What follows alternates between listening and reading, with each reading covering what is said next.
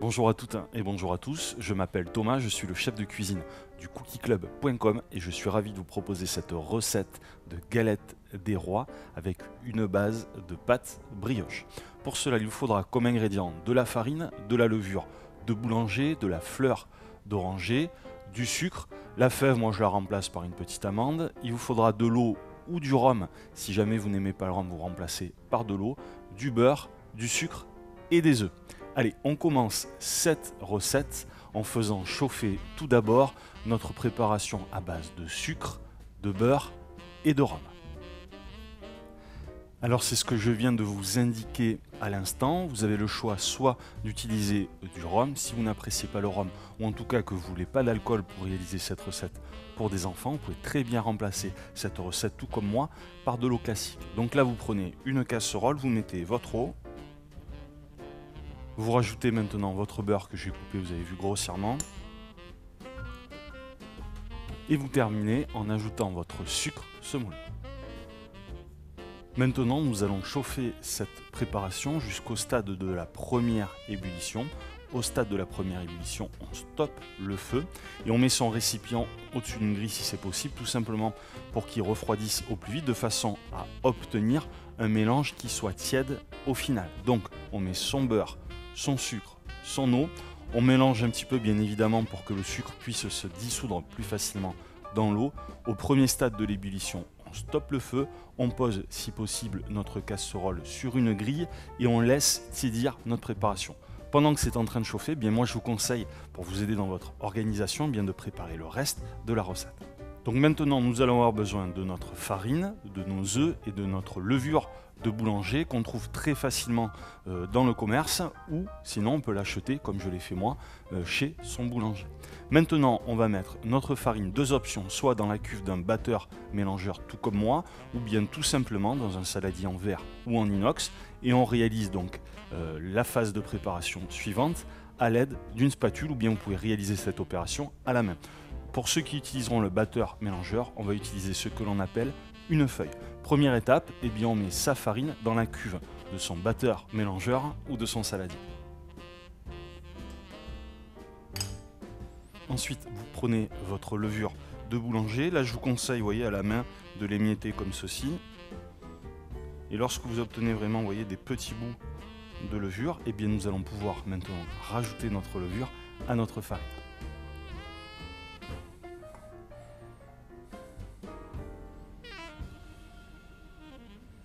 Je vous conseille de mélanger une première fois donc vos deux ingrédients et ensuite nous allons rajouter nos œufs à l'intérieur.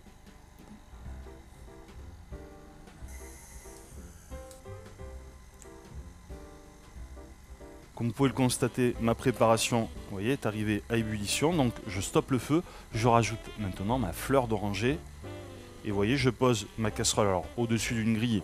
Moi j'utilise, vous voyez, mon brûleur à gaz sur lequel je vais poser mon récipient tout simplement pour que l'air puisse passer par-dessous le récipient et refroidir plus vite ma préparation.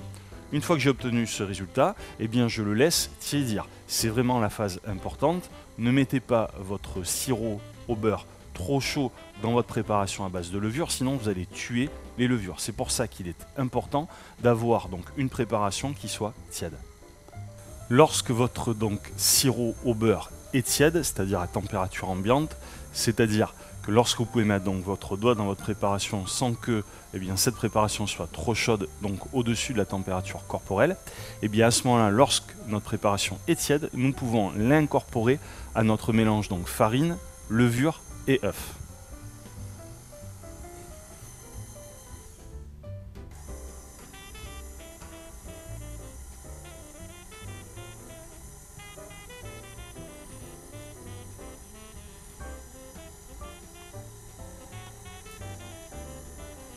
Donc que vous réalisiez cette préparation batteur mélangeur ou bien que vous mélangiez à la main, il va falloir maintenant mélanger de façon à ce que notre pâte devienne légèrement élastique. Donc cette opération peut prendre de 2 à 5 minutes en fonction forcément de la vitesse à laquelle vous allez mélanger votre préparation. Le but est d'obtenir donc une sorte de pâton qui soit relativement élastique.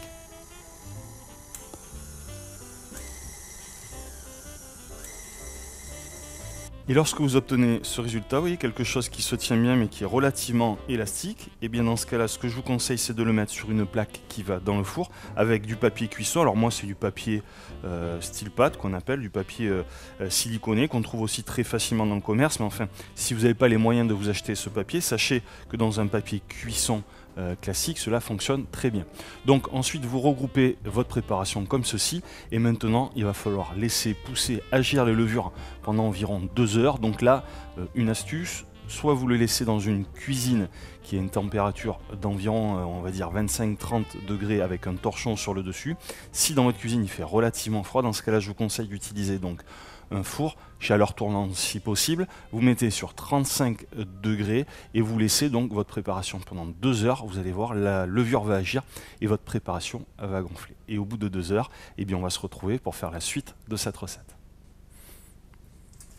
Après très exactement donc 2 heures de pause, pour ma part j'ai mis donc ma préparation dans mon four à 35 degrés. Vous pouvez constater que ma pâte donc a triplé de volume. Je vais maintenant rompre ma pâte. C'est-à-dire que vous voyez, je vais avec mes doigts réaliser ce geste technique.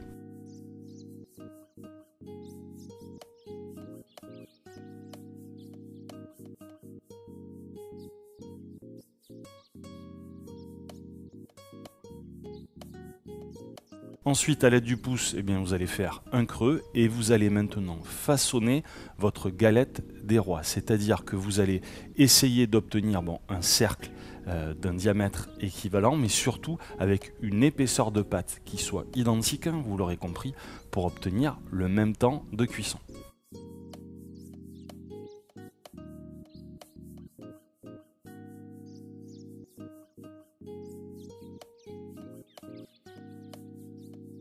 Ensuite, alors l'œuf n'était pas au tout début de cette vidéo parce qu'il y avait beaucoup d'ingrédients sur ma planche.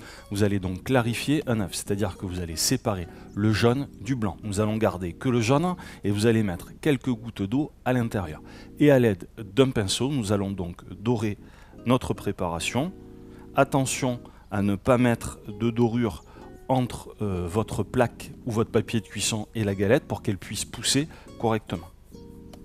Ensuite, il ne nous reste plus qu'une chose à faire, à rajouter donc du gros sucre qu'on trouve très facilement dans le commerce.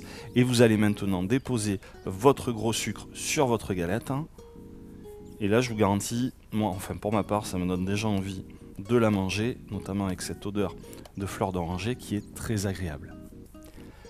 Maintenant, nous allons faire pousser une deuxième fois pendant 2 heures, soit à température ambiante dans votre cuisine, soit dans un four à 35 degrés, notre galette, de façon à ce qu'elle puisse, encore une fois, donc augmenter de volume. Donc, nous l'avons fait pousser une première fois, nous avons à l'instant donc réalisé le fait de rompre notre pâte à brioche, nous avons réalisé donc la forme de la couronne, nous avons mis notre dorure, notre sucre, et maintenant une nouvelle fois pendant 2 heures, nous allons laisser pousser notre galette des rois et nous réaliserons la cuisson en fait après cette étape. Et bien les amis, après 2 heures de pousse, la levure a fait elle aussi son travail et nous allons voir maintenant à l'intérieur de notre four où en est notre gâteau des rois. Donc regardez s'il est magnifique, on voit vraiment qu'on a vraiment triplé de volume, vous voyez, au niveau de la taille initiale. Je vais maintenant retirer la plaque de mon four, tout simplement pour mettre la température de mon four à 180 degrés. Et lorsque mon four sera à 180 degrés, eh bien je mettrai mon gâteau des rois à cuire environ 20 minutes.